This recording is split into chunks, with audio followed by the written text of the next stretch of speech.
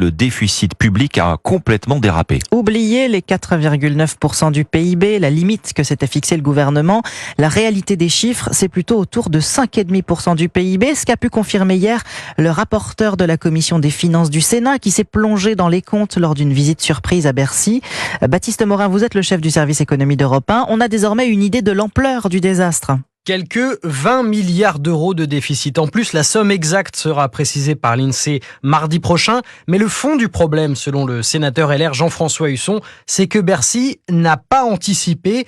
Pire, il a fait de la rétention d'informations. Dès la fin du mois d'octobre, les services de Bercy ont senti un coup de froid sur la croissance. Au même moment, les recettes fiscales, notamment la TVA, marquaient le pas par rapport aux prévisions. La sortie de piste du déficit obligerait le gouvernement à présenter un projet de loi de finances rectificative au Parlement, car les 10 milliards d'euros d'économies déjà actés seraient insuffisants. Le virage du décret qui procède à 10 milliards de coupes budgétaires n'est qu'un avant-goût amer pour la potion que va proposer le gouvernement. Faux, répond l'entourage de Bruno Le Maire qui assure que le ministre a réagi en temps et en heure.